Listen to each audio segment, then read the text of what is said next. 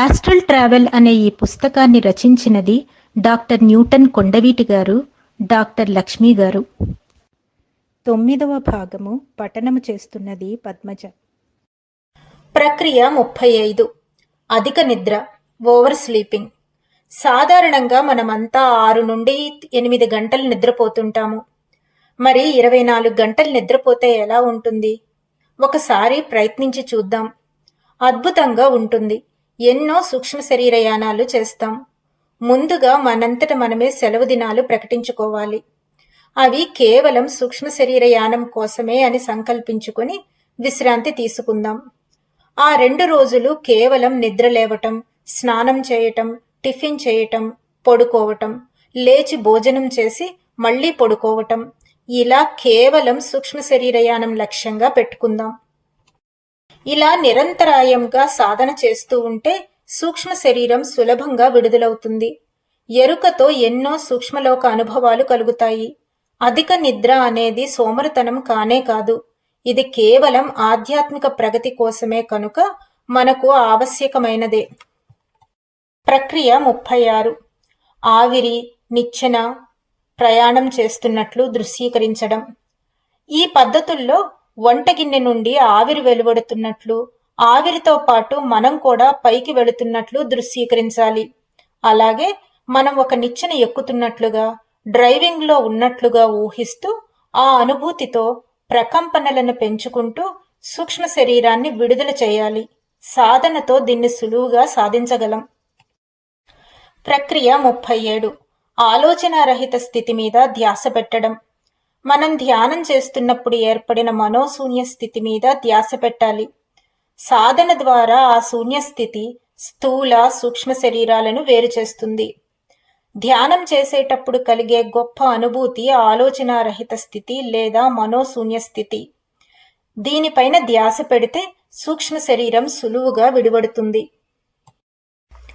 ప్రక్రియ 38. కార్లోస్ కస్టనెడా పద్ధతి.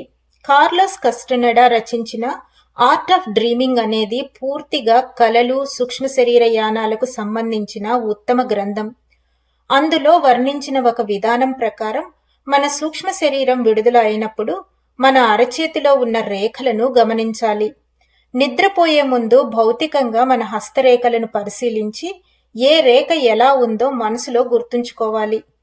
తరువాత నిద్రలో సూక్ష్మ శరీరం విడువడినప్పుడు సూక్ష్మ శరీరపు హస్తరేఖలను పరికించి చూసుకోవాలి.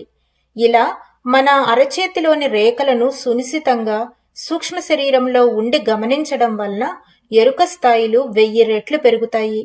అలాంటప్పుడు మన సూక్ష్మ శరీర యానం పరిపూర్ణ ఎరుకతో అద్భుతంగా జరుగుతుంది.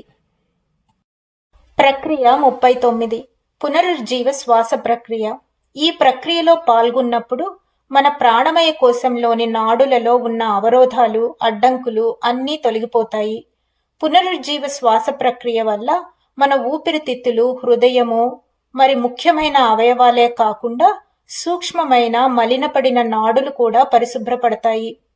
ఆ తర్వాత స్థితిలో మన సూక్ష్మ శరీరం భౌతిక శరీరం నుండి సునాయాసంగా విడువడుతుంది. ఇది ఎంత ఎక్కువ సమయం చేస్తే అంత బాగా చేయగలము. ప్రక్రియ 40. పరకాయ ప్రవేశం చేసినట్లు దృశ్యీకరించటం. మనం మొక్కలు, జంతువులు, ఖనిజాలు మొదలైన ఏ రూపాల్లోకైనా సరే మారడానికి సంకల్పించినప్పుడు తదనుగుణంగా మన సూక్ష్మ శరీరం దానంతటదే విడుదల కావడానికి సన్నద్ధమవుతుంది. మన చైతన్యమంతా ఆయా రూపాల్లోకి బదిలీ అవుతుంది. షామన్లు వీటి గురించి ఎక్కువగా శ్రద్ధ పెడతారు. ప్రక్రియ 41. చెట్టు తొర్రలు, సొరంగాల గుండా ప్రయాణించటం. చెట్టు తొర్రలను, గుహలను, సొరంగాలను షామన్లు ఎంతో పవిత్రమైనవిగా భావిస్తారు. వారి దృష్టిలో అవి ఇతర సూక్ష్మలోకాలకు తీసుకుని వెళ్లే మహత్తరమైన ద్వారాలు. వాటిని ఉపయోగించుకుని సూక్ష్మ శరీర యానాలు చక్కగా చేస్తుంటారు. ఈ విధానంలో మనం ఒక చెట్టు తొర్రను ఊహించుకుందాం. నెమ్మదిగా ఆ తొర్రలో నుండి అవతల వైపుకు వెళదాం. ఆ అవతల వైపు అనేది మరొక సూక్ష్మలోకం. భూమి మీద కూడా శక్తి కేంద్రాలు ఉన్నాయి. సూక్ష్మ శరీర యానానికి ఈ శక్తి కేంద్రాలు ఎంతగానో ఉపకరిస్తాయి. ఉదాహరణకు హిమాలయ పర్వతాలు అనేవి సహస్రారానికి ప్రతీక. అక్కడ ఉన్న కైలాస పర్వతం సహస్రారానికి కేంద్ర బిందువు. ఋషికేశ్, బద్రీనాథ్, కేదార్నాథ్ తదితర శక్తి కేంద్రాలన్నీ ఆ చుట్టుపక్కలే ఉన్నాయి.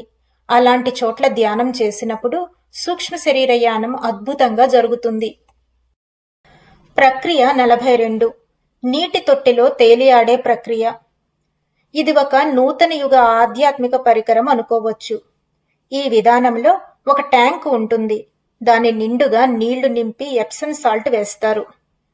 జోర్డాన్ దగ్గర ఉన్న డెడ్ సీ గురించి మనందరికీ తెలిసే ఉంటుంది. ఆ నీళ్లలో ఎవ్వరూ మునగరు.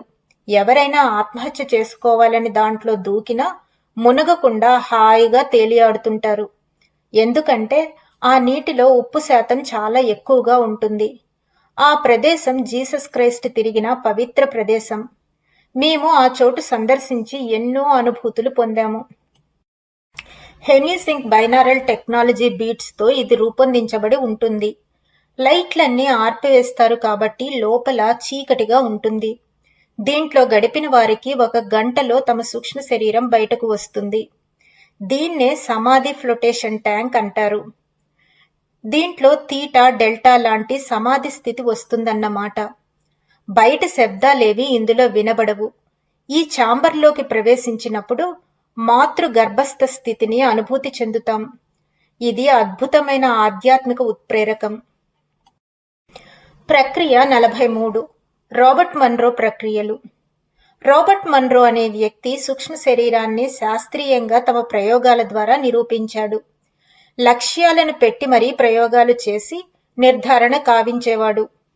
ఉదాహరణకు ఒక 10 మంది ఒక చోట నుండి మరొక ప్రత్యేక ప్రదేశానికి సూక్ష్మ శరీరంతో వెళ్లి అక్కడ ఏం జరుగుతుందో చూసి తిరిగి రావాలి. అదే స్థలంలో భౌతిక శరీరంతో సహా ఎవరైనా వెళ్లి వీళ్లు చూసిన దాన్ని పూర్తిగా నిర్ధారణ చేయాలి.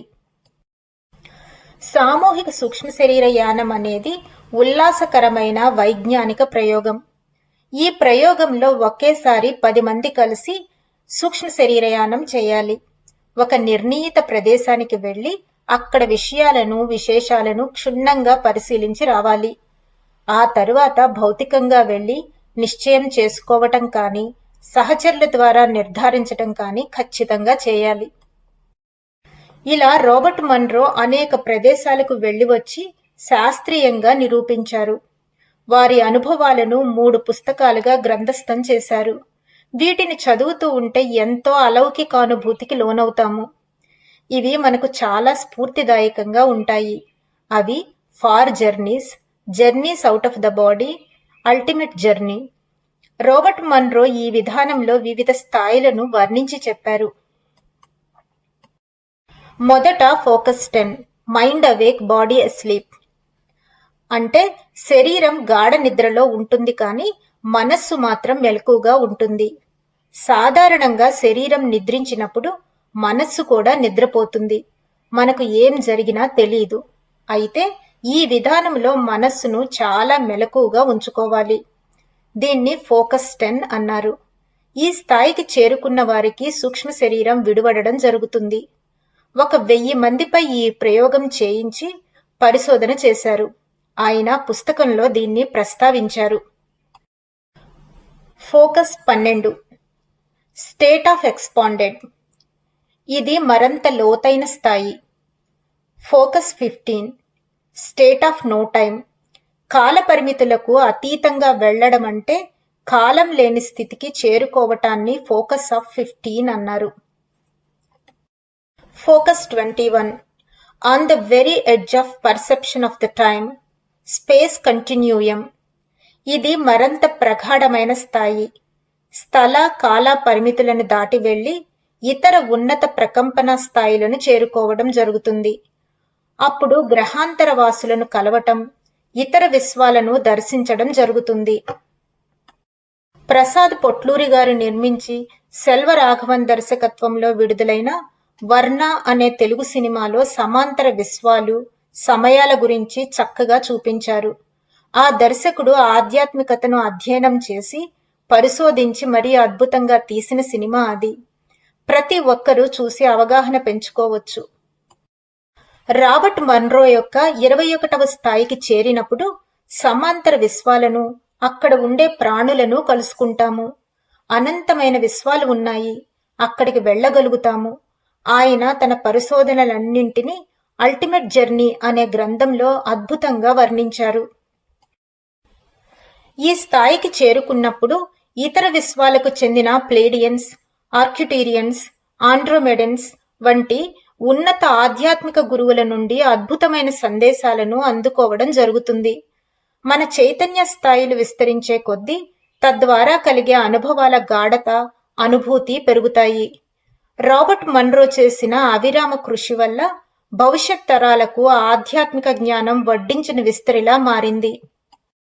లోబ్సాంగ్ రాంపా, రాబర్ట్ మన్రో వంటి గొప్ప గురువులు సూక్ష్మ శరీర యానానికి సంబంధించిన సంపూర్ణమైన సమగ్రమైన జ్ఞానాన్ని అత్యంత సులువుగా మనకు గ్రంథ రూపంలో అందించారు. వాటిని చదువుతున్నప్పుడు మనలో ఉండే అపోహలు, దురభిప్రాయాలు మటుమాయం అవ్వడమే కాక వారి ఉన్నత ప్రకంపన స్థాయికి చెందిన శక్తి మనల్ని ప్రభావితం చేసి అతి సునాయాసంగా సూక్ష్మ శరీరయానం చేసేందుకు సహకరిస్తుంది. వీరి గ్రంథాలు అంతర్జాలంలో లభిస్తున్నాయి. భవిష్యత్తులో లైఫ్ యూనివర్సిటీ వెబ్సైట్లో వేలాది ఆధ్యాత్మిక గ్రంథాలు ఉచితంగా అందుబాటులో ఉంటాయి.